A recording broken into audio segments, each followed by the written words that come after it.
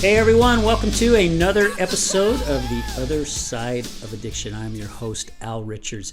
We're here to talk about, this is our topic, which I think is a really good one.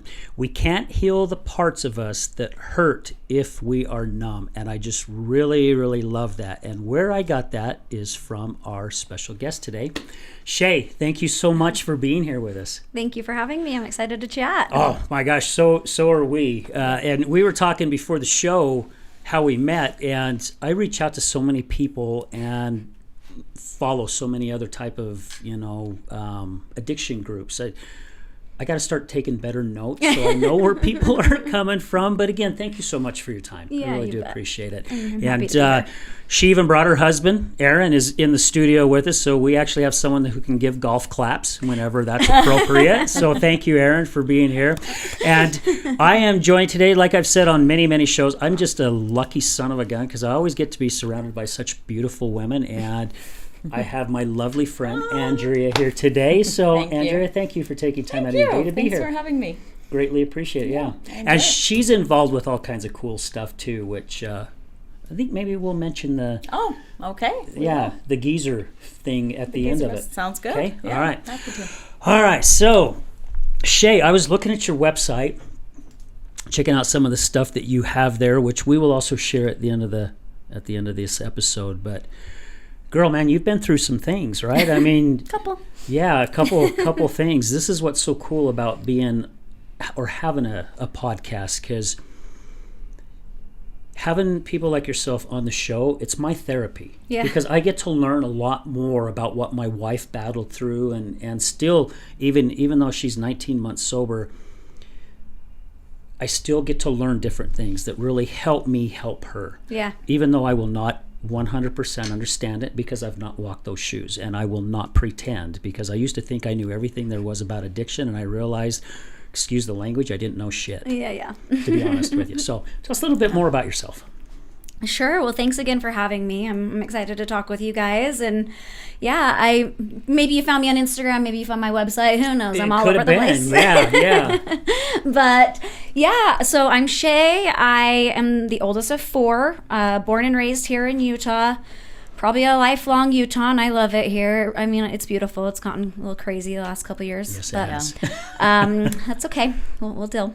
But yeah, I was born here and raised in the culture. If anyone's familiar with Utah, pretty well known for the Mormon religion, a conservative religion. So I was raised in that, but it was a little confusing for me because I had a father who was an addict also, and who liked to party, on the weekends, drink and have poker parties. And my mom participated in the drinking part and the poker and stuff for the first 11 years of my life or so. Mm-hmm. And it was a little confusing because, at church on Sunday, they would tell you not to drink and not to gamble. And my parents would tell me that. And so very confusing, very hypocritical, Mm-hmm. That's really the word for it. And as a young kid, that's just, a little confusing. So, but they looked like they were having fun when they were drinking and partying. And so from my point of view, that was something from an early age I was pretty sure I wanted to do because church was boring. Yeah. And partying looked fun. Yeah. You're like seeing both. Mm-hmm. You're seeing church, and then you're seeing this happy outward appearance of just they're having fun. Yeah. So, of course. Yeah, absolutely.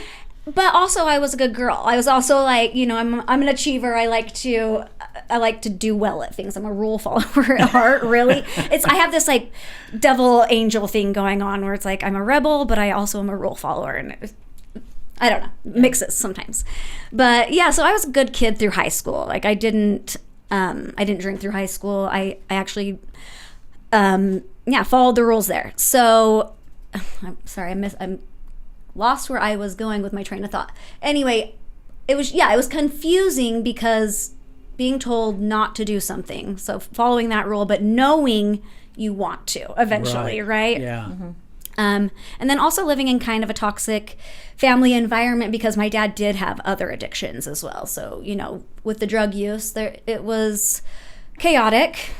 It was crisis mode a lot of times. My mom was often handling him, and being the oldest of 4, that kind of put a lot of responsibility on my shoulders to parent my younger siblings. So I kind of had to be responsible too. I had to grow up fast. I couldn't go out and party because my dad was doing that. Yeah. He was handling all of that for the both of us. Do you mind me asking what kind of drugs was he into?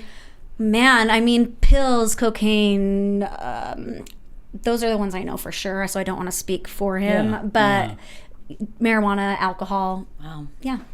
A little bit of everything.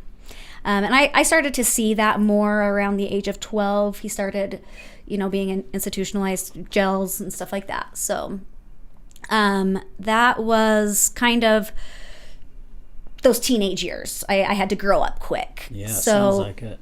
I got through high school. I endured a trauma as well. I don't know how much you want to go into that, but since the topic is healing the parts of us that hurt when we're numb, it might be something to just mention. As a child, I was sexually assaulted by a neighbor. That got handled as far as he went to jail, but the mental and emotional part was never really dealt with. Yeah, and during that time, that no one was really talking about mental health or going to therapy or really for anything, right? Yeah. That's kind of a newer thing, probably even in just the last a lot of things were 15, in the 20 closet. years. Well, back in my days growing up, like even junior high and high school, if somebody found out that someone was going to therapy, they got teased because they called it a shrink, like something's wrong with you. Like, you're a wussy, just buck up, Absolutely. deal with it. Yep. Yeah, and I think that was still probably Like the voodoo. perspective, when I was going Don't through talk that. about those things. Exactly, and if we don't talk about it, it's not here. Like, just move on. So I kind of had to bury that trauma for a while. What ended up happening is I got married young. I married my high school sweetheart, got moved out of that toxic family environment that was going on, was paying my own bills and had my own rules, right? So now I can drink. Like, now I'm able to do that. I remember right away it was freedom. Alcohol for me, it was freedom from the shyness, from the inhibitions that I had. Like I said, I was a rule follower in high school just because I kind of had to be. And I got to finally let loose is what it felt like. So I was college aged, but I was also married, so I had a lot of responsibilities. Yeah. So that was also kind of confusing. That young husband obviously is not here. I'm with my current husband, almost 13 years. So apparently that one didn't work out so well. Yeah, so I'm very thankful because I got me a really good one here. He endured a lot over these last 15 years together. But that young marriage didn't last because of the drinking. The drinking really brought out some of those traumas. It brought out some of the things that I had to bury for a really long time. Probably with some anger behind it too, right? Anger, craziness, like outbursts, crying, just I can't really even explain it because I don't even know what was going on. Yeah, I was just unleashed what was buried inside. Absolutely. Yeah. And did he partake in the partying as well? So yeah, same but thing, I think more typical college aged partying, Okay. And so he didn't know what to do with me. He's like, I just feel like this normal person. We're young. This is crazy. He would call my mom. She would come over and be like, I don't know what to do with her either. No one knew what to do with me. So that it didn't last. We got divorced after a couple of years. Yeah. I moved back home. I started waitressing because that was a really good way to continue partying, continue using my substance that helped me feel like I fit in with the world. That's how I coped with everything. As soon as I found it, that's how I used it for everything. It's like a crutch. Yeah, from the very beginning. And, but because I started using late, I use air quotes on that because I know a lot of people, use in high school or use younger. 19 is a late bloomer in the world of addiction, but I feel like I have biological addiction traits too that probably added to it. So yeah.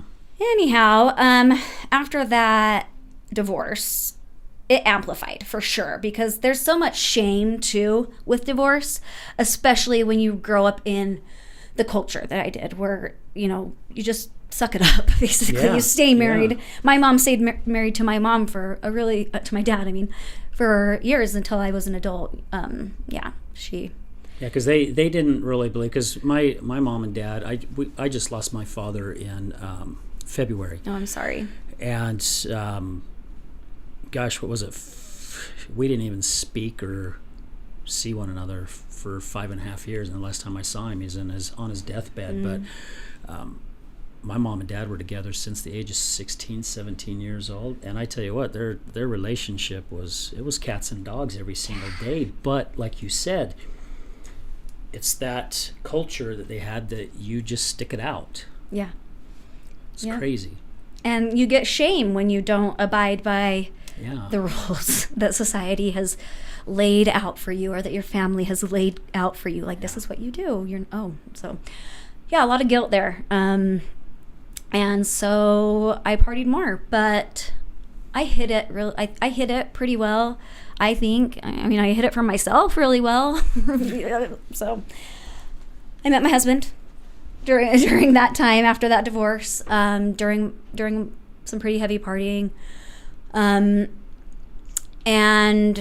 hid it from him how much I was drinking. He had no idea. He thought that I drank when he drank. Mm-hmm. He just thought that I was drinking when he was drinking, the same as him. So we got married, and then I got a note from my little sister, who was 13 or 14 at the time, and she just explained that she was worried about me. Wow, she was picking up on it. Yeah, she lived with our dad too, so she kind of knew those, addictive personality traits and kind of the warning signs and stuff. Yeah. Maybe some things that my husband didn't grow up with or see or know to even notice. Pick up on. Mm-hmm. Yeah, or to pick up on. And so she wrote that note, and I kind of felt called out. Yeah. I felt like for the first time I probably wasn't hiding it as well as I thought that I was. So I told my husband. We got me into rehab. I went and did an inpatient for 90 days, graduated, did the whole thing, I'm an achiever. I said, right. if I'm going to go into rehab, I'm going to graduate it. Graduated with a 4.0. Yeah, yeah. And also, I was going for everyone else, Yeah. because I wasn't there yet. It was everyone else telling me I had a problem at that point. Even though I did obviously have a problem, I was still in so much denial, and also I hadn't been in the life, I guess is the best way I can describe it, for long enough. I thought I could beat it. I still thought that I could beat this thing. So, but I stayed sober for a while, for a couple, almost 2 years, and I had a baby during that time. Okay. So when I did go back, I had convinced myself and everyone around me that it was going to be different this time. That I was going to be able to drink like a normal person. The normie, be able to- as we whatever are that called. means. Whatever it Yeah, is. whatever that even means. I don't even know what a normal drinker is. I wish someone would explain that to me. I have a question. Yeah. So before you got sent in, you just did the rehab, and you were able to keep it from him. Mm-hmm. He didn't notice how often were you drinking and everything for him to be able to stay under the radar without him noticing? I think because he met me as a partier too. He just met me at that high energy. I wish we could ask him. He's right here. We're going to have him Yeah, on the I know, show. we'll have to ask him. I think we'll get him scheduled. But to speak for him, I guess in a sense, I think that he just met me in that way, in that personality, didn't that I know was any different. he just didn't know me any different. Yeah. So it was that just was kind one of my you. fears when I really did quit. That is he even like this real me? Yeah. This real person that's not always got this liquid underlying, this underlying liquid thing coursing through my veins. That was a big fear. And when I got sober that first time, I had to really kind of maintain that. I felt like I had to maintain that upness.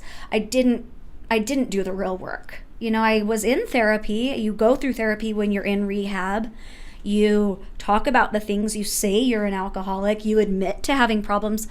But unless you really do that to yourself, unless you're really doing that inner work and really admitting it to yourself, you can admit it to everyone else as much as you want. It doesn't really mean shit. It just doesn't. Well, and basically the way I took it when my wife was going that, because when she went to her first recovery center, she did it because of me, because I was pushing her. And then, of course, the second one was the same thing. And I believe the third one was the same thing. And after the third one, I started realizing she's doing the work and she's talking the talk, but she ain't walking the walk. She's just doing it just to make me happy. Appease you. To appease me. Because there were times, I mean, if she was in there 30 days or the 60 days or the 90 days, there were a few times within 2 days after being out, she was already freaking wasted. One time it was 24 hours. Yeah.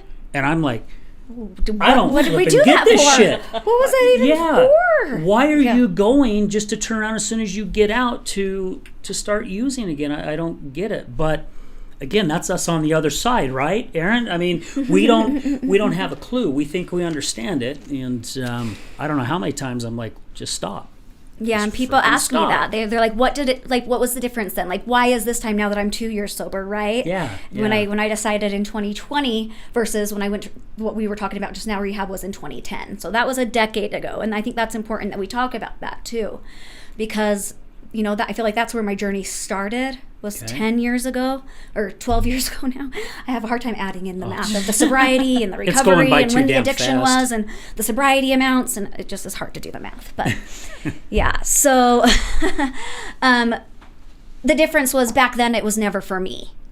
It was always to prove to someone else that I don't have a problem, or prove to yourself you don't have a problem. Sure, yeah, to say, well, okay, I didn't do it for 30 days, so look, I'm good, or I'll make a different rule that will make it better. We have so many justifications and like ways we're gonna fix this problem, and for me, I'm just stubborn, and it took that decade of trying everything, not once, not twice, but dozens of times for me to really finally get to that point in 2020. So. I don't know where you want me to start or where you want me to go with my journey from there. Just I always like to share a little bit about even with my journey with our guests, because a lot of the things that you were talking about, I saw the same in my wife. And even when you said that you hid it, from your husband there for a while, because, I mean, I had my time when my partying was every Friday and Saturday night. And I was drinking a ton, and I was doing coke. My wife had no clue I was even doing that. That's how well I hid it, because I didn't act different.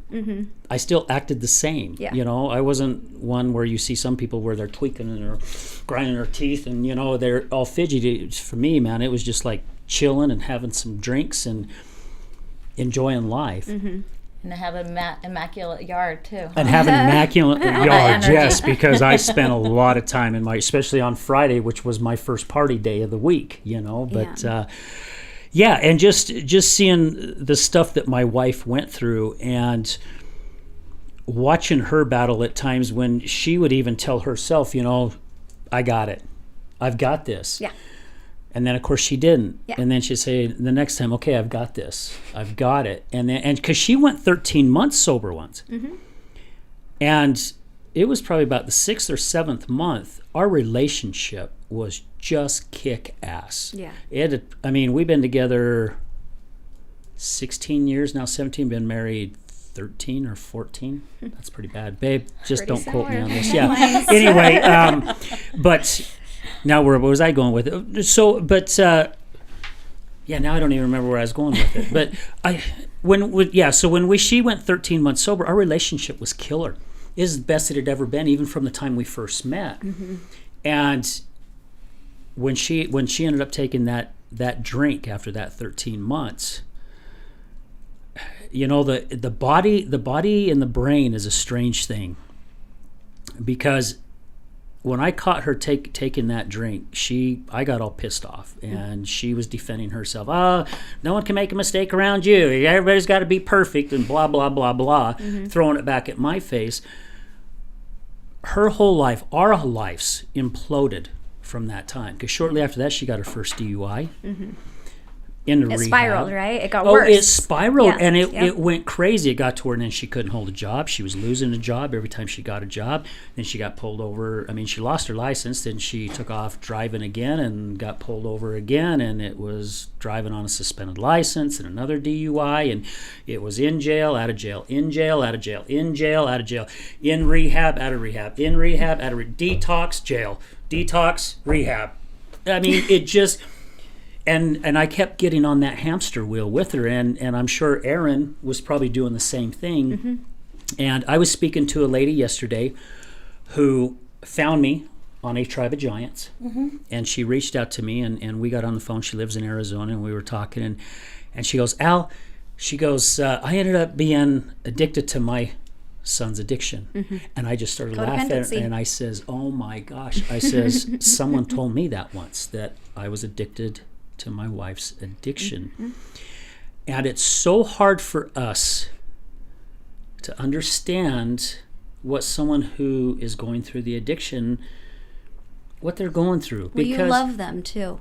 Well, you love them, yeah, and you want to help them. And I don't know if it was for Aaron. Now, I've only met Aaron just not too long ago, but for me, being my wife's husband, I want it to be that knight in shining armor. I'm like, I'm here. Yeah. I'm going to save you. I'm Yep. here for you. I will cuddle you. I will be here every moment. But you finally start realizing all you're doing is getting dragged down that rabbit hole with them. And when my wife went to Phoenix, I had a little meeting with her therapist. And she told me, Al, there's not a damn thing you can do. Good for so that therapist. Stop trying. And you know what Good I for told that her? therapist. I looked at her and I said, Misty, I am going to prove you wrong. You Oh, watch no. me. Oh, You no. watch what You're like, I I'm will gonna be love her. able to do. I'm gonna love her into recovery. Yeah. Gonna do it. And it didn't work. It didn't matter how much love I dished out, yeah. how many times I cried, how many times I got on my knees, how many times I got upset, how many times I kicked her out, how many times I called the cops. I did that shit for 7 years. And I had a buddy go, well, how did it work out for you? Well, apparently it didn't, but that's all we know, right? We don't have a clue which direction to go because we don't understand it. And I would get upset at the therapy places. Yeah, so I'm holding my heart because it touches, so close to my heart and so close to home for me. Because it wasn't until Aaron let go that I was able to get better. That's the real God's honest truth. And if anyone is out there that is a loved one of an addict or an alcoholic and they just don't know what to do and they're really at their wit's end, okay, you're at your wit's end, Yeah. I needed for him to be like, hands up in the air. I can't do this with you anymore. He didn't make any threats to me. It was in his action. It was in how he responded to me. It was in how he communicated with me. I could just tell that he was done. Like, done.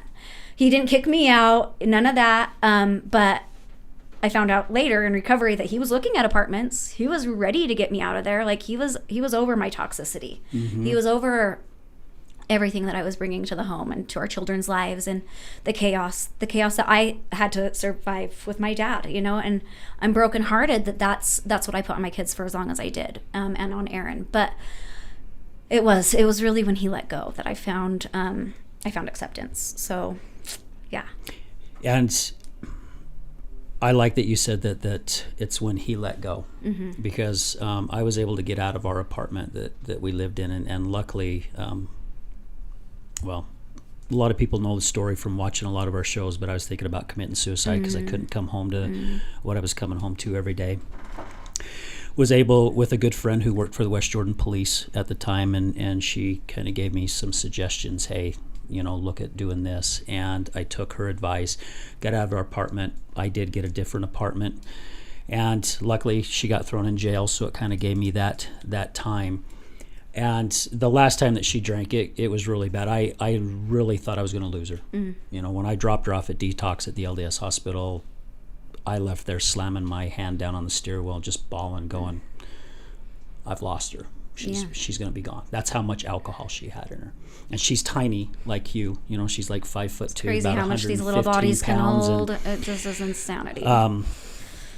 And when I finally let her back in the house, she came up to me It was probably about 3 weeks because she went through some health issues where we thought she had the, what is it, mush brain or wet brain? Wet brain. She couldn't talk.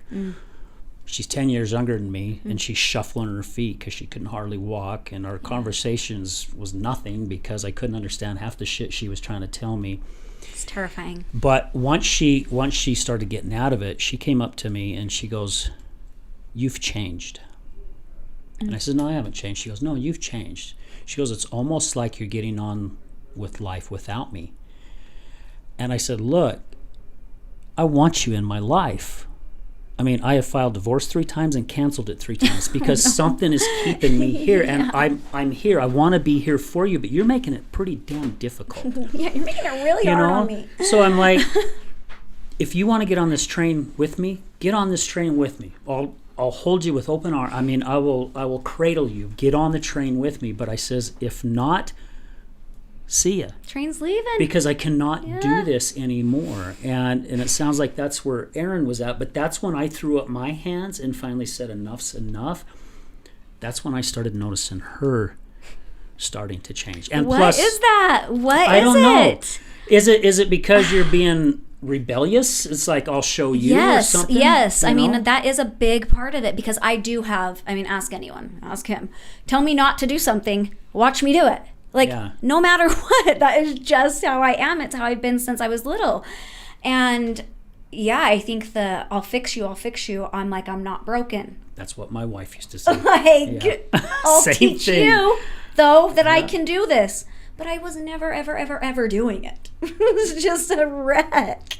Yeah. So, yeah, I really relate to, I didn't have wet brain, but I had withdrawal for good. I mean, I was shaking. I couldn't write my name. I couldn't put mascara on for 25 days. I mean, it felt like it was never going to end. So, yeah, I understand those withdrawal symptoms too. It's scary. Well, and when my wife would go through the withdrawals, she would actually use that against me. I need it to feel better. Yeah, because there for a long time, she would say, "Look, I can die if I don't have alcohol in me."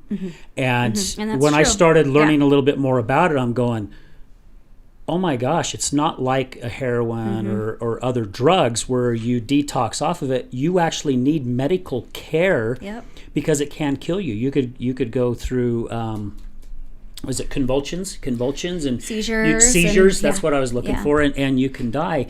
And once she knew I figured that out and I knew it, oh my gosh, she would use it. She'd be like, I need it because I'm going to die.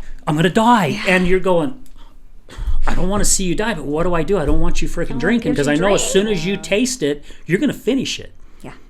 I cannot just go, here's a little shot. Right. And that'll calm you. Because one just leads to the next one. It's never just a shot to get better. Like, that's how it feels in the very beginning for us alcoholics. Like, I just need to feel better. I just need to not be shaking to death. I need my stomach to not be turning over and over and over again, somersaults, But then that one calms you down.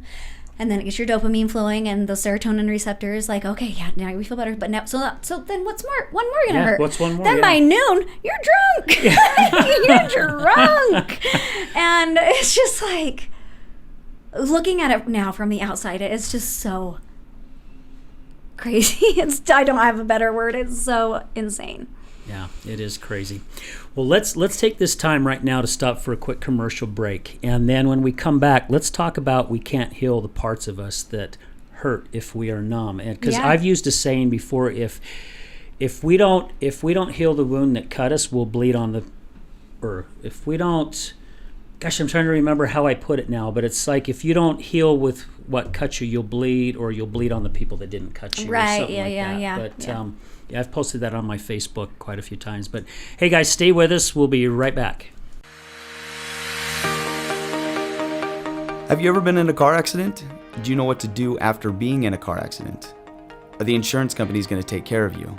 Hi, I'm attorney Rick Heaton with the Law Office of Bobby Udall. I will help you through the process and answer all of these questions. I give every single client my cell phone so they can talk to me whenever they need. Let me deal with the insurance company so you can focus on getting better from your injuries. Call me at 385-330-0226. Again, my cell phone number, 385-330-0226. Don't call the insurance company first. call attorney Rick Heaton at 385-330-0226.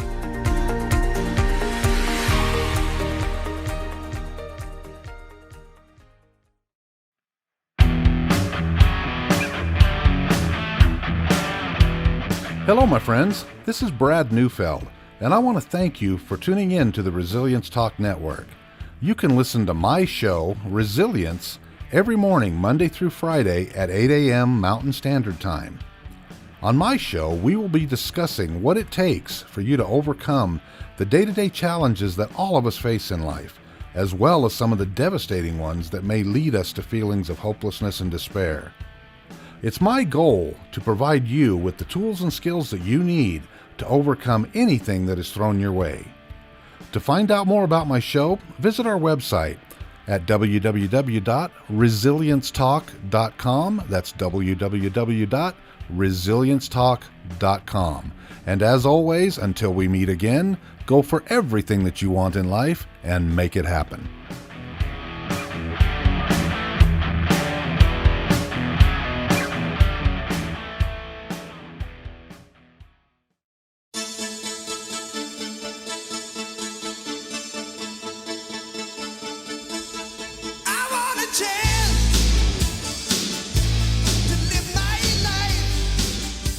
Hey everyone, welcome back to the Other Side of Addiction. We are here with our special guest, Shay. Again, thank you so much for taking time, and it's awesome having your husband here with us. I think we should definitely have him on the show, because I think he and I have a lot in common. Yeah, I think we could have a pretty good show with this one.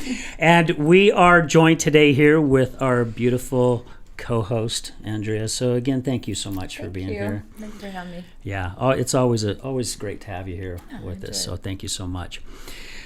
So the first part of the show, we were talking a lot about family life, the addiction in your family with your dad and your mom drinking, and kind of once you got out of the house and getting married, I'm free.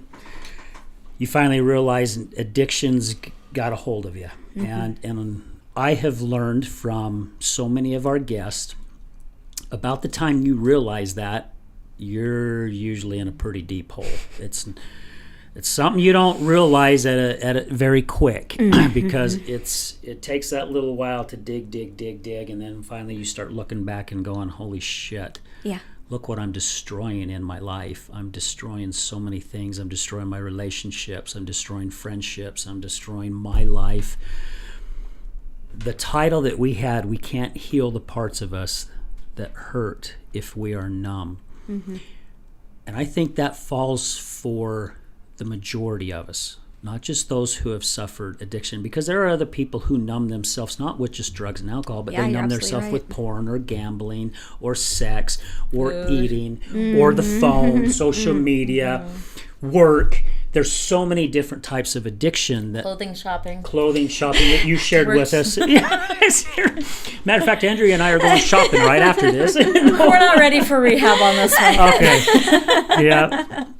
But you are so correct when you say that. If we don't heal our past, we're going to continue to go through these same destructive patterns. What was it for you that shift started happening? Yeah, so I had to really come to acceptance. That was my major thing. We kind of talked about how it was a roller coaster for about a decade of 30 days, 60 days here of sobriety, but never really doing it for me. So when I finally did it for me first and foremost, and accepted that I had this disease, disorder, a lot of people, different words for it, right? I call myself an alcoholic. I finally admitted to myself that I was an alcoholic, that this was a substance I would not ever be able to control or moderate. Then I just knew, like you said, I had dug myself such a hole, mental health wise, relationship wise, in my marriage, in my relationship with my kids, my friendships, my relationships with my family. It was just all, like you said, the deepest hole, right? So I had to climb out, and I had to be willing to do anything, and I was. Yeah. And I wanted a life that would be fun, exciting. all of those things without alcohol, because I didn't know how to do life without it. I didn't know how to vacation. I didn't know how to, you guys, it was so bad that I didn't feel comfortable going to the nail salon if I didn't have booze inside of my body. Like, that's how much I drank. I drank for everything. So it was scary, but I was willing. And so I did have that foundation from rehab 10 years prior. You know, I kind of knew about AA and different programs out there. So what I did was I got into an IOP program because I got sober in the height of COVID. Wow. Yeah. They started doing Zoom IOPs, which was really fantastic for me. So I did Zoom 3 hours a night, 3 nights a week for 4 months.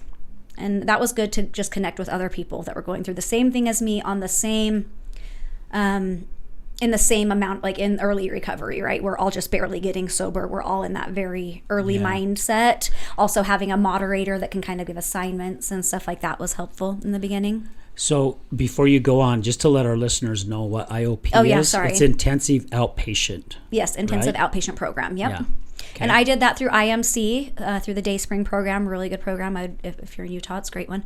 And graduated from that. And I was also doing therapy. Now, I didn't mention this before, but I also had suicidal situation towards the end there. In 2019, I was having suicidal ideations and ended up in the behavioral health unit against my will for 72 hours. They 5150'd me, which is the code for doing it. If they believe someone's going to be a harm to themselves or others, then they can hold you against your will. So I did that, but relapsed again. But I had a therapist through all of this, so I got honest with my therapist, is what I'm trying to say. Is I finally told her, okay, fine, I admit it. I am an alcoholic. Like, now let's work through it. And so she really helped me to start working on those past traumas that I had numbed, that I had completely used alcohol to cope with and not think about and not feel and just numb out from. Question with that. Did you really believe in your heart at the time when you were in the depth of your addiction that it was your past that was causing that? Because there was a few times my wife denied it. Mm-hmm. She's like, no, I just like drinking. No, bullshit. There's something else going on here, or you wouldn't continue to go back to it. Because how could you enjoy drinking when all this trouble's happening in your life? I mean, Do you like getting thrown in jail? No. Yeah. Do you like having arguments with me? No. But you enjoy it? I know. It doesn't make sense.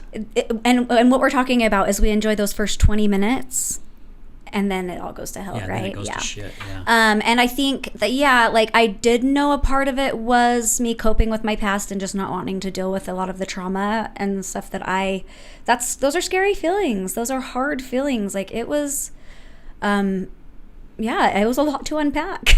I'm not going to lie. But I'm so glad that I did. And I found a great therapist to work with. And I know that that's a privilege. But it was really helpful because when I was able to learn how to cope with my past, with those feelings in a healthier ways by talking it through with a therapist. Feel the feels. Feel the feels, absolutely. There's other ways of doing it too. Reading about it helps. Writing about it helps. Sweating it out helps. Exercise. Yeah. There's so many healthier ways to cope. And that was a really big part of the initial journey too, was when those triggers would pop up, what am I going to do? Because my initial response was to reach for a drink for so long that was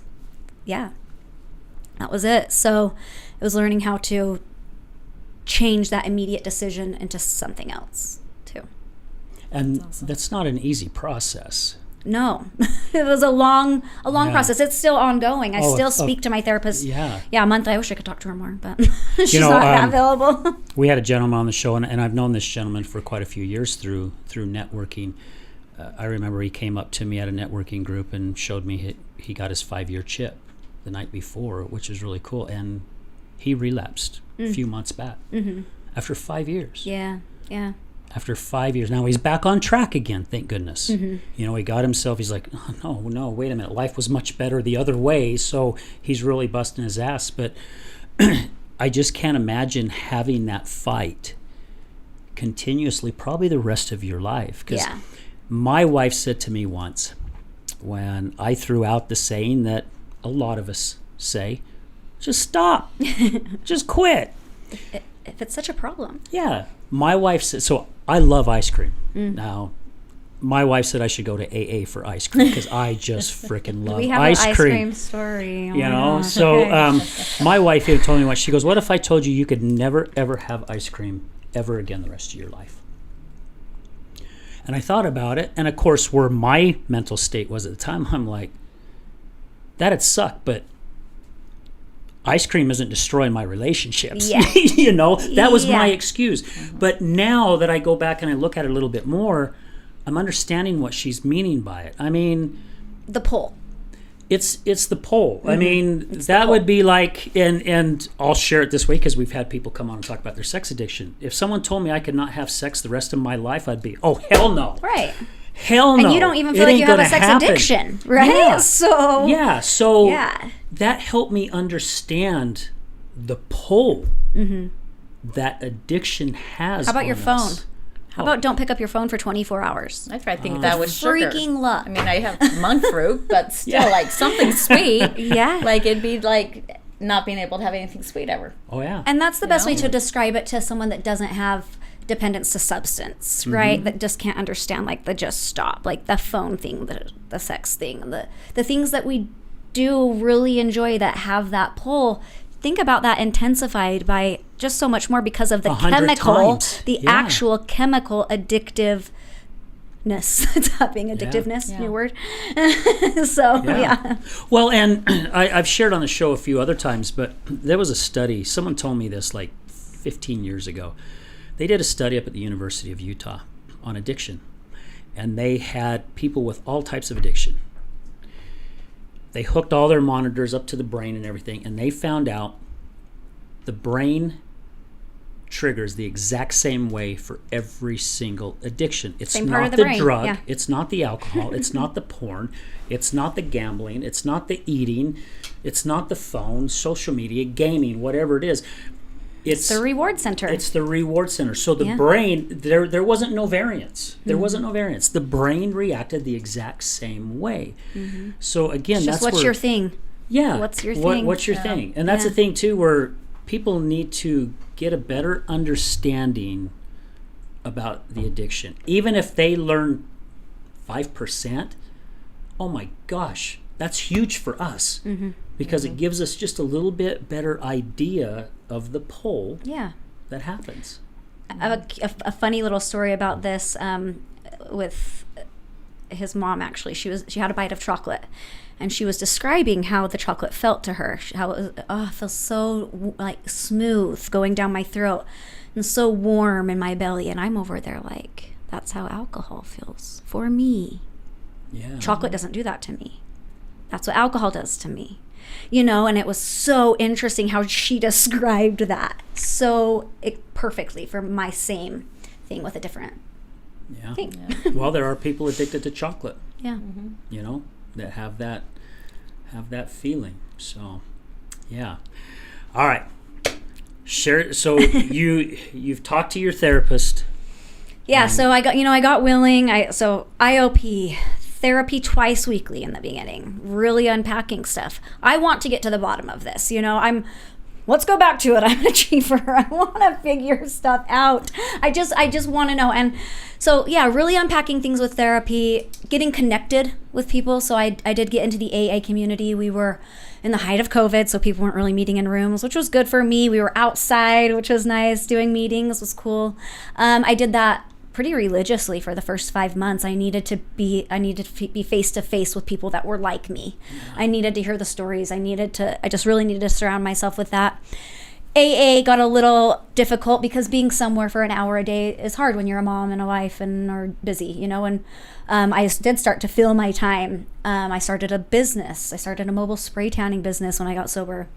Wow. I just needed to fill my time, you know, and I started a sober Instagram because I was doing the spray tanning graphics for Instagram for that. I was like, I really enjoy this, like the creative process of making these little graphics and putting them out. And it's like, you know, this would be a really good daily reprieve for me for sobriety and recovery if I can just share a little bit of what I'm going through, or share something I've learned, or share part of my story in a little blurb, and make a cute little creative meme and put that out there, that'll help keep me sober every day. So yeah, I started doing that at about 4 months sober, got really connected in the sober Instagram community, met a lot of amazing people, because also when you get sober, you lose a lot of people, like your party people that you've started which is a good thing. It is, yeah. And a lot of people fear that, which of course you would fear that. That's your social life. That's what you know. You feel like those are your hardcore friends.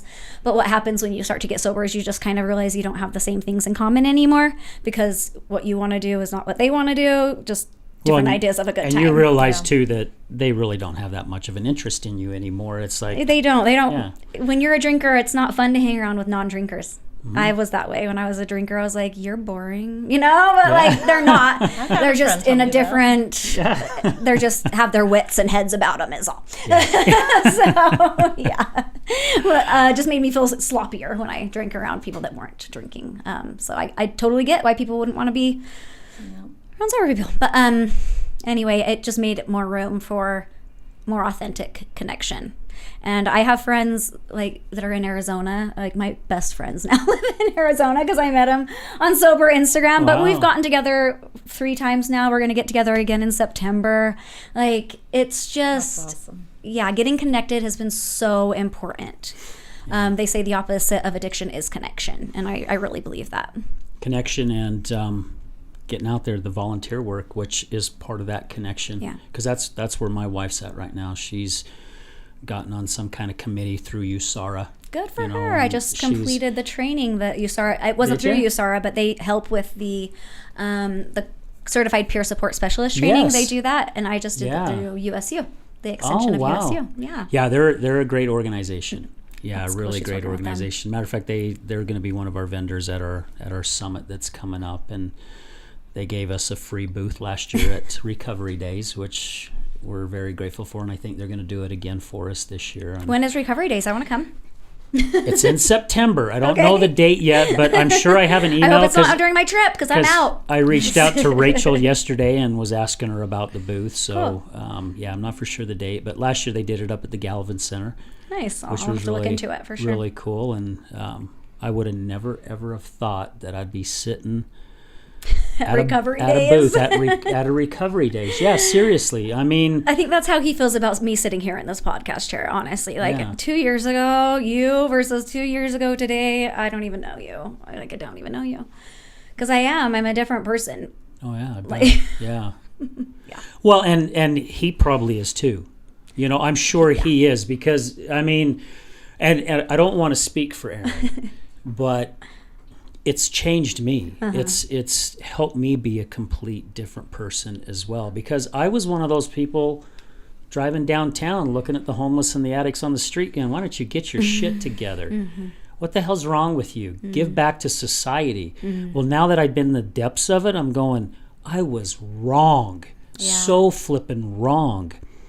And now all I want to do is open up. My heart's gotten softer. I mean, my heart got soft as soon as we started having grandkids. I mean, I cannot sit down and watch a chick flick because I'll start crying. That's how soft my heart's got. Opens up. My wife tells me all the time, you become a wussy ever since we've had grandkids. But I mean, really, my heart has softened up. I'm getting to understand more about life. And I mean, it's taken me, I'm now a year away from 60. I just hit 59. And there's so much I have learned in the last 6 years that I wish I would have known a lot sooner, but that wasn't my path. This is my path that I'm supposed to be on. What you have now, though, is a different kind of education, a lived experience education that you get to give to people through this podcast and this platform. That's such a gift. And it sucks that's how you had to get it, because it was hard. School of Hard Knocks. Yes, that's what I say on my website. Mm-hmm. That's how I got my education, was the School of Hard Knocks, because I think it really is our lived experience that can help people. And with the CPSS training that I just got, it's really important that we have that, because it bridges that gap between the clinicians that just have the knowledge because they've read about it, and haven't necessarily experienced it, but they have a heart to work with addiction and people in addiction. But the clients don't really trust a clinician that doesn't have experience. that The experience, that experience. lived knowledge of under real sympathy because they've lived it, you know, not just empathy. And so, yeah, I think it's really good that society is starting to embrace the lived experience as such, what's the word, goodness, as valuable, so valuable. Yeah. It's more validation valuable. It's like how, you know, where you hear like a school teacher or something, or a principal that doesn't have kids or whatever it may be. You don't trust that quite as much that they... Or even a marital therapist that's never been married. Yes. That kind of thing. You're like, well, how would you know? It's very much like you know, that. you have textbook, you're learning this, but how do you know? Yeah. So it just makes it more valid when you know that person has experience. I'm not going to go tell somebody how to raise their kids, or, well, I'm not going to go tell them, but if I'm giving parental advice and I don't have kids, then It's kind of like, what? What makes you Why would I do certified, that? right? People don't trust that. Well, I've seen this parent and I've seen that parent, so this is my opinion. Right. That doesn't work. You know, we've been working on getting CEU credits so we can offer CEU credits at our summit. Oh, cool. And when I was looking at the application, it was asking about the speakers and what qualifications that they have. And none of us, I mean, Mallory's got some schooling and stuff. Dave went through the school of frickin' hard knocks, suicide by cops and chased with the helicopter and all this crap. Now he's an executive director at the Other Side Academy. But you know, what makes it certified? What makes it certified is our damn experience. You know, that's You what it know? is. I mean, I'm sure Aaron and We I could went sit through down it, yeah. and talk, and we're going to have a ton in common. Just like if you sat down with my wife, you guys would have a ton in common. Now, would we understand everything fully about what you guys are talking about? Probably not. But would you guys also understand everything? We're probably not. So I think that's where, again, society needs to open up their eyes a little bit. And that's one of the missions that we have here on the Other Side of Addiction is we want to educate people. We want to inspire them, and we want to educate, and we want to get rid of that stigma. We want people to realize it's not the addiction, it's just the Band-Aid. You know, I remember when my wife, right before she went to Epic, she was supposed to go in 6 months, and I was talking to her attorney, and he's like, man, they're getting sick of it. They're about ready to throw her in prison because they're just tired of this. And I said, look, what she needs is she needs a place to go to that will get inside her head and figure out what is causing this pain for her to go back to this numbing, like what you said in your little saying here. You got to get it figured out. And still, even I'll just be nice, because if I get rambling, I may say something that I'll regret. But and I think a lot of the recovery centers now are starting to understand that. A lot of now are not calling themselves recovery centers; they're calling themselves health centers or mental health centers, and it's because they're finally realizing we've got to get to the root of the problem, you know. And I really don't believe jail time and all that stuff. I mean, there are times definitely it needs to be, because there are people that go out there and commit very bad crimes to pay for their addiction and things like that. But just having an addiction is not a crime. No, Right. There's got to be something different. I mean, we've been doing this for how many years now? Is it working, people? It ain't working, and now the problem's worse, right? It's gotten worse because COVID started scaring the hell out of a lot of people. Overdoses have skyrocketed. We've got the fentanyl problem now that's coming in. It's crazy. My wife and I, we watched a show the other night. I don't remember the name of it, but at the end of it, they said that deaths from drug overdoses have now surpassed all the deaths in World War I, World War II, Korean War, Vietnam War, and the war on terrorism. I believe it. Wow. I have a good statistic for you, kind of a crazy one. Okay. More Americans under the age of 65 died from alcohol use disorder than from COVID in 2020. Say that again, because I want to break that one down. I can give you this. I can show you the website too, or the Okay. statistic. It's from the CDC, verifies it. But more Americans under the age of 65 died from alcohol use disorder than from COVID in 2020. Wow. That is also true of fentanyl. That I believe. Crazy. Why are we not talking about that on the news? Well, I know why. Yeah. I'm the worst. We'll do our best to Let's not to go stay there. away, because we could probably go another hour on that because I just shared this on a podcast a week or 2 weeks ago. I am sick and tired, and again, these are just my beliefs, people. Okay, you believe what you want to believe, and you have every right to do so, but this is just my belief. I'm sick and tired of seeing these damn COVID commercials on TV about getting your kids vaccinated and have this and have that and do this. Why are we not talking about all the deaths that are happening because of the fentanyl? It's skyrocketed. Why? And it's fentanyl poisoning. It's not overdosing. It's they're getting it in their marijuana. They're getting it in their heroin. They're getting it in cocaine. They're getting it in everything. In pills you order online. Yeah, it's so scary. It's crazy. It's not coming. Yeah, we're not talking But we're all about worried that. about COVID, you know? Yeah. I know. So it's crazy. problem You out gotta when you put the awareness out there, though. You know, like you said, I'm all about crushing the stigma, because most people look at me, they don't see alcoholic. Well, You know, and so yeah. when I start talking about it, I'm like, yeah, you know, I'm an alcoholic. I've been sober 2 years. It's like, oh, it's good to have conversations, because it changes the stereotype. So Yeah. yeah.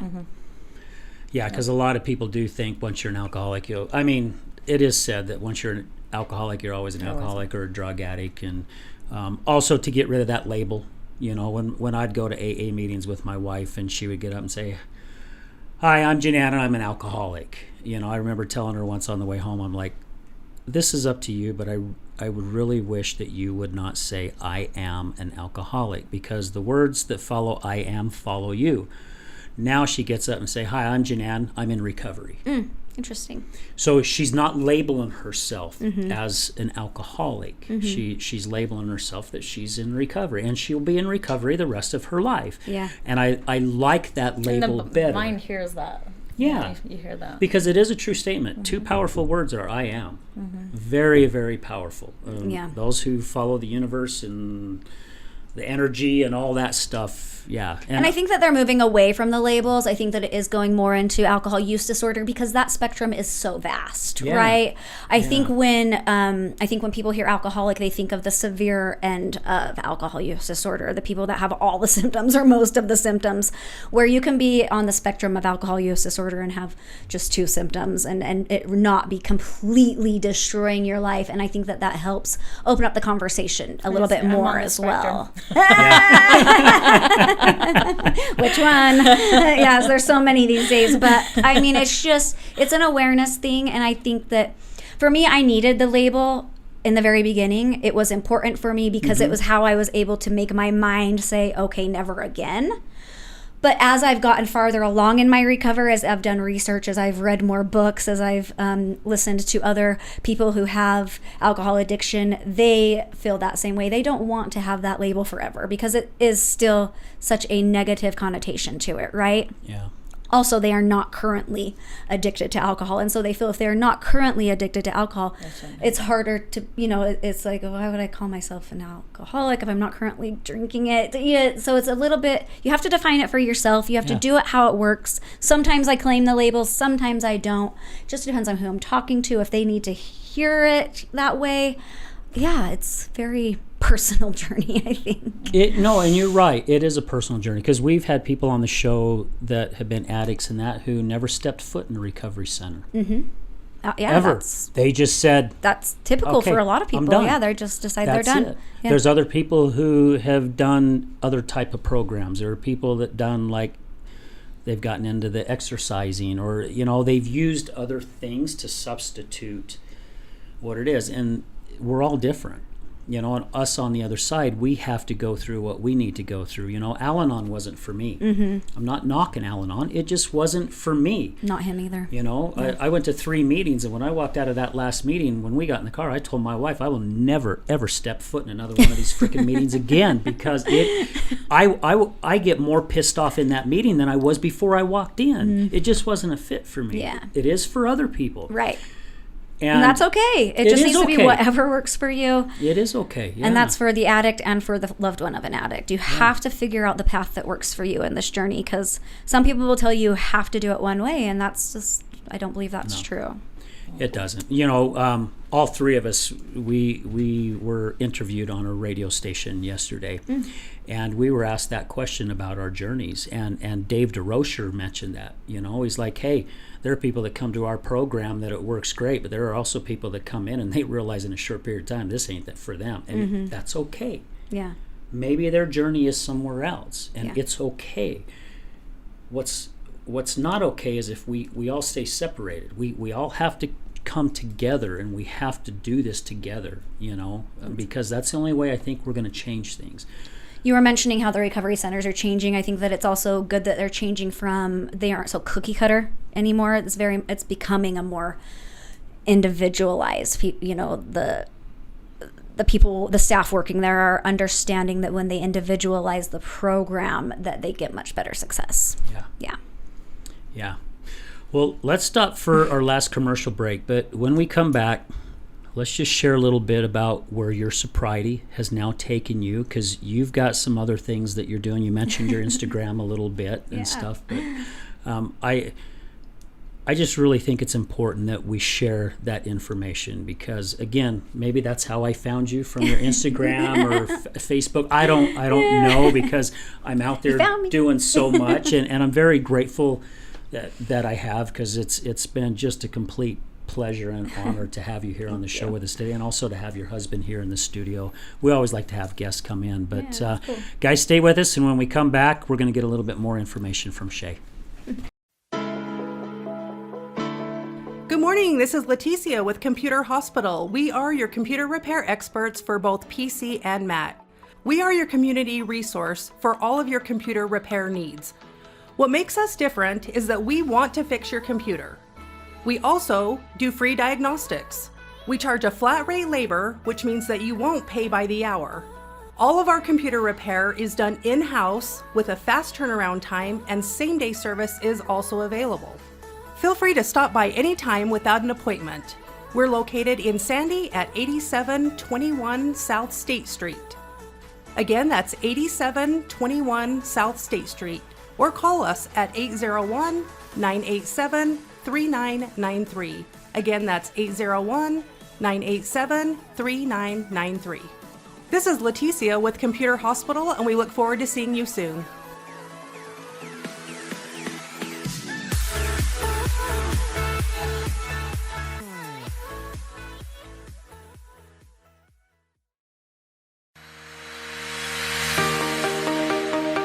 Hello there, this is Brad Neufeld with the Resilience Talk Network, and I would like to introduce to you Taffytown, one of our newest sponsors. Let me introduce you to Derek. Hi, I'm Derek from Taffytown. We're proud sponsors of the Other Side of Addiction podcast.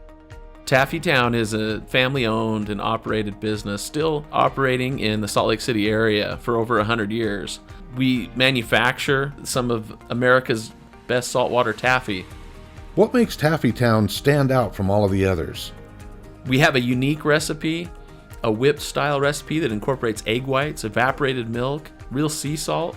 It's a unique product that is flavorful, melts in your mouth, and the best part is we probably have a flavor for anyone's liking, a flavor for any reason, for any season. We have unique flavors like chicken and waffles, maple bacon, frosted cupcake. New this year was a pineapple ghost pepper flavor. That's awesome. Where can people find out more about Taffytown and all of its products? You can check all of this stuff out. All of our products are available for sale on taffytown.com. We ship for free from our website, so all of our pricing on there is shipping included. Oftentimes we offer special promotions and discounts to our loyal customers, so do be sure to sign up for an account. And we look forward to seeing what we can do to make you smile with our taffy. Where are you located? We are currently located at 9813 South Prosperity Road in West Jordan, Utah, just at the foothills of the Copper Canyon Mine. Derek, taffy has always been a great gift to give. What are some of the creative ways Taffytown can help say thank you to others? Yeah, if you're looking for gift ideas, whether to say thank you to friends or family, or maybe to your clients after such a difficult or successful year that you've had, you could look no further than to get a gift idea from taffytown.com. We offer prepackaged gift boxes that say that it's saltwater taffy from the city of the Great Salt Lake, and it tells a little bit about the history of our community and making candy for so long. You can also do customized gifts to pick out just the right flavors or colors of candy for that special someone, and deliver even a personalized message in that box to them. So please feel free to check out taffytown.com for any gift ideas this season. Thank you so much, Derek. Please visit taffytown.com. That's taffytown.com to find out more about the products and services that Taffytown offers. You won't be disappointed.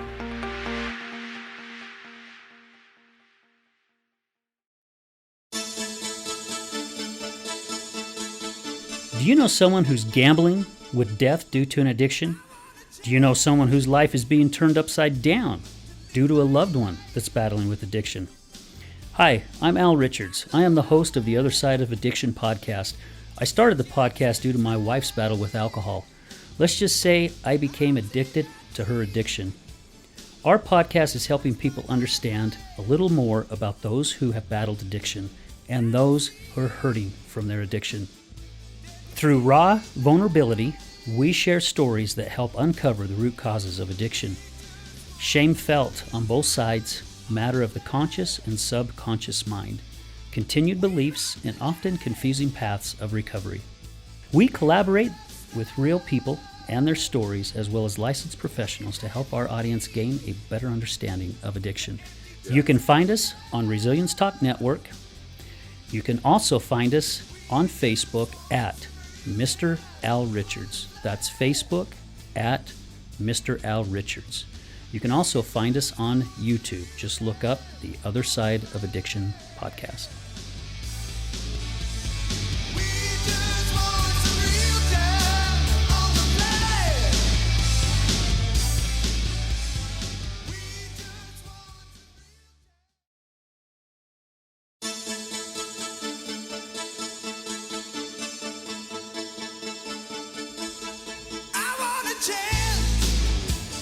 Hey everyone, welcome back to the Other Side of Addiction. We have a very special guest with us today, Shay. Shay, again, thank you so much. I say thank you a lot to our guests because, again, we couldn't be doing this without people like yourself who take time out of their day to come on the show and be vulnerable. You know, share a part of you that wasn't a good part of you back in the days. But it's so good to see where you're at today in your life. You know, I was a guest on a podcast a couple of months ago, and the lady asked me if I've gone to therapy to help me get through the trauma and the crap that I went through with my wife. And I said, yeah, every Thursday when I walk into the studio, this is so therapeutic for me. It really is. And I get to be surrounded by so many incredible individuals. People who have battled with the addictions, I think, are some of the most inspirational and spiritual people I've ever been around. And I learn from them every single week. And that's, I get a little teary-eyed on it because that's how much it means to me. Getting into this studio every week and just being with our guests, no matter where they're at. We interviewed a couple people the other day or a week ago from North Carolina. And we've had people from Canada and Europe, and it's just, the inspiration that comes from every single one of them is just mind-blowing, and all of us need that inspiration in one way or another, whether it's listening to this podcast or another podcast or following somebody on Instagram or anything like that, or a website. And that's what you're doing now, right? What did you say, it was 2.5 years now? So I'm 26 months sober. Okay. Yeah. Okay. Well, congrats on that, because Thank you. yes, Thanks. I'm watching my wife go through the battle as well, and she has her moments. Mm-hmm. And that's another thing, like Dave and I have spoken, it's like, well, whoever said 30-day rehab was the answer, or 60-day or 90-day or 6 months, who came up with this? And we know who came up with this, the insurance companies. They're the ones that determine how much they're going to pay out, right? Yeah. When really it's a battle that's ongoing, and it's so cool to see some of our other guests, along with yourself, who have said, you know what? I'm going to pay it back. I'm going to put something out there for people who have gone through what I've gone through. Maybe we can help one another. Yeah. Well, thank you so much again. Thank you for your kind words, and thank you for having me on this platform, because I don't do the podcast it's not my arena. So I really appreciate people like you that are willing to get on this in this way and have this audio and this recording for people to find. So thanks for having me and for doing this. I had no idea that this would kind of become my passion. I didn't know that the thing that controlled my life, that was my hardest, most shameful thing, it would be the thing that I feel the most power in now. Yeah. You were saying this is your therapy, and I feel like it's my therapy too, to be able to get to come on to these podcasts and share my story. That's healing for me too. It's incredibly healing, the power of sharing. So thanks for letting me share. And as far as helping other people, like I was saying earlier, I've done that training for the Certified Peer Support Specialist through the state of Utah. So I have that little certification under my belt. Because like we were talking about, sometimes it's not enough for everyone to have lived experience, right? That should be enough maybe for certain things, but it is also nice to know that someone's had some training on ethics and safety around working with clients and things like that. So that's really good that they have that program, and I'm really thankful to have participated in it and graduated from it. And going to be launching one-on-one services with that, hopefully. Wow. That's exciting. So that's kind of the vision that I have. Just really supporting people that are kind of in those earlier stages and don't really know what to do next, because I know what it's like to be in that hole and kind of looking up from the bottom. I'd like to be up there, but I just don't know where to even grab on. And making that connection with the people, is that just the little hand? I've been there, and I'm 2 years sober. So sometimes it just needs that spark of hope that someone else has been in this hole, and they figured out, through whatever method, a way to live a better life. And I just want to help other people do that want that, because there are so many people that desperately want to be sober. I agree. Desperately, Yes. they just don't know what to do. And I get that. That's why I didn't get sober too for a long time, was I didn't know what to do. I just didn't have, and I wasn't really willing to go out there and find it until I was so desperate that I had to. So that's awesome. I hope that I can reach the alcoholic that still suffers before they have to suffer more, basically. Yeah. Well, and I do believe that you will. And you mentioned it earlier in the show, Shay, that society it's slowly shifting. It really is. It is shifting. And I think a couple reasons why it's shifting is because people like yourself, other people who have battled in the addiction world, who are coming out and coming up with programs and different things to make a change and to help the people. And also, addiction affects every family almost like cancer does. It's a family disease. Yeah. To be honest with you, Andrea and I, we go to the same gym, and she's a talker like me. I like meeting people. And sometimes it's hard as a guy to meet girls at a gym because they think you're trying to pick up on them. And I always make sure I mention my I'm wife. just be a friend. I'm married. So they know, but so many people that I've talked to, like Mike, he's coming on the show and he's going to talk about mental health. He's retired and he was a therapist. And then Angie, who we were talking about this morning, her husband's battled addiction. I was talking to a gal by the name of Tanya, and I ended up meeting her husband one day ran into her at a store, a furniture store, and she's there with her husband, and he's battled addiction. And I'm like, holy crap. It's like So almost prevalent. everyone that It's prevalent talk in to. every culture, in every society, in every financial status. Yeah, it doesn't discriminate. You will never go through life without either having to affect you firsthand or know somebody that. So you got Yeah, goosebumps absolutely. like I I know. do. Yeah, it's true because it is. Yeah. It's very widespread and it's just not talked about. It for a long time was very pushed under the rug. But like you said, celebrities are coming out and talking about it. That helps. You know, people are. Yeah, I'm glad it's being talked about. Yeah, and I'm glad there are people like yourself who is saying, you know what, I suffered and I'm going to be here to help, because we all need that support. Thank you. You know, one thing your husband and I had in common, Al-Anon didn't work for us. I had nowhere else to go. You know, the reason why my thought pattern was going where it was going is because I was ashamed to talk to my family about it, and I was afraid to talk to other people about it. And then when I started opening up, it was a huge weight off my shoulders.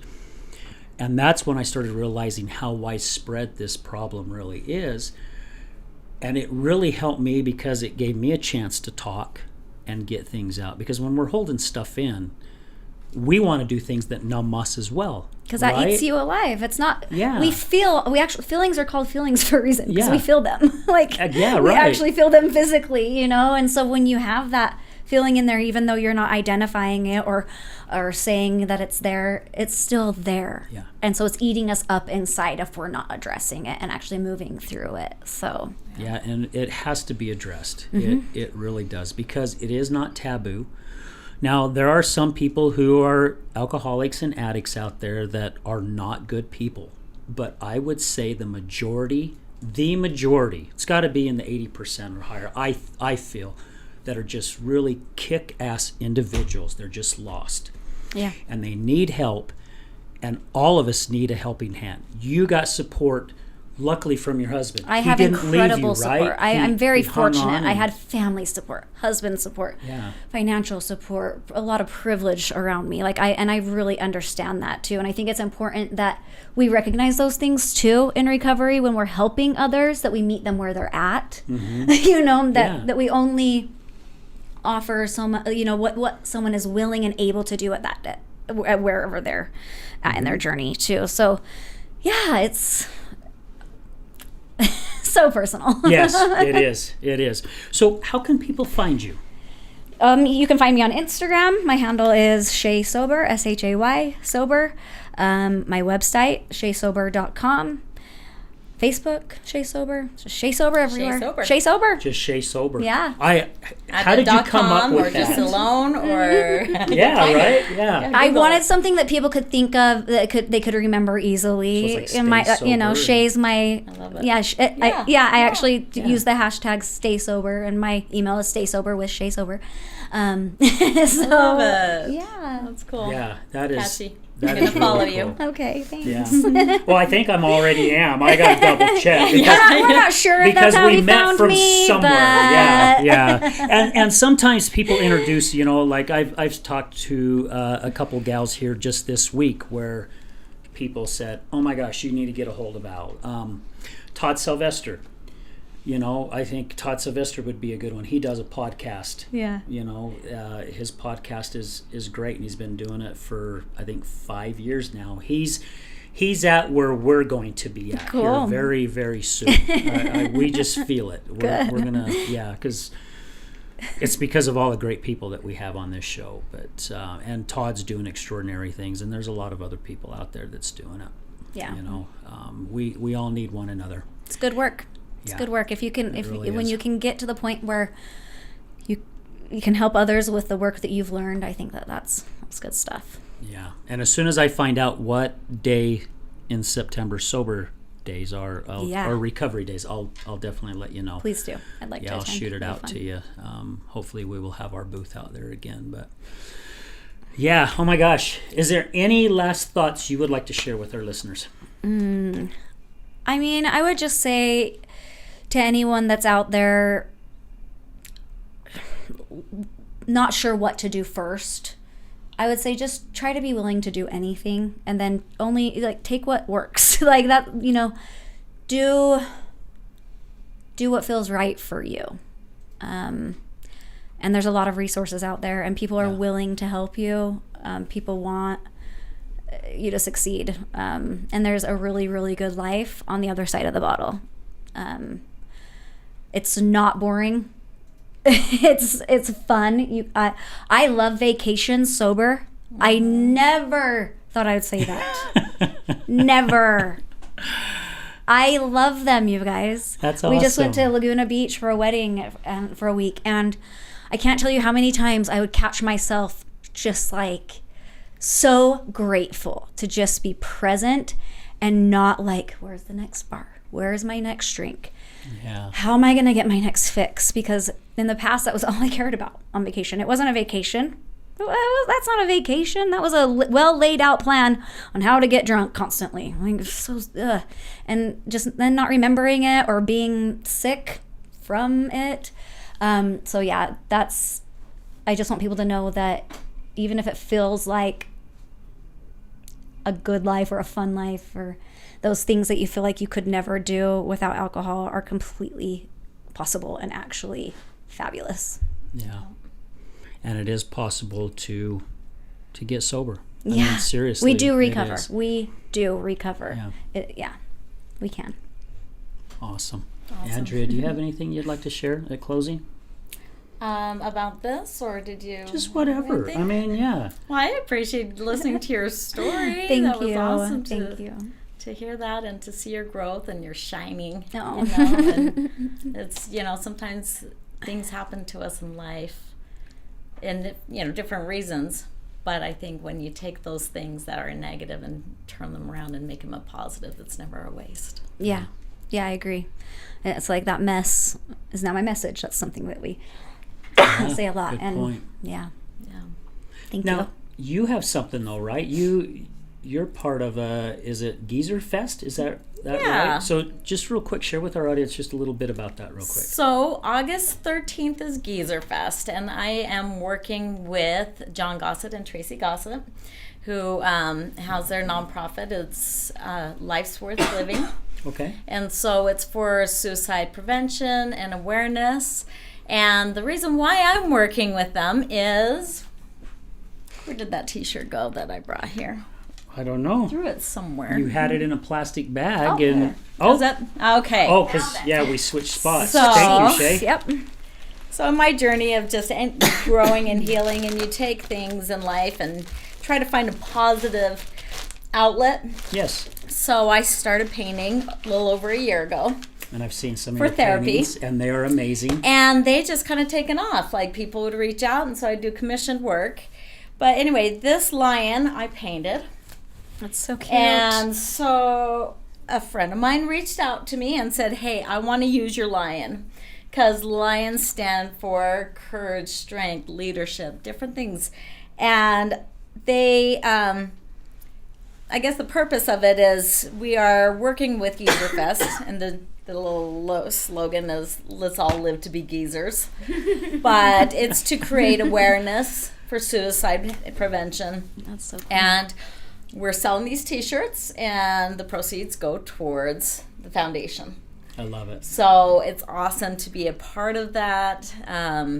And we're just trying to get people over to the Geezer Fest August 13th. They have tons of bands that will be playing, and Old geezer bands old- like myself. 'cause old my geezer, wife but tells they're me going I'm to be getting playing old. everything. And you know what? It's young and old. It is going to be family friendly, I love it.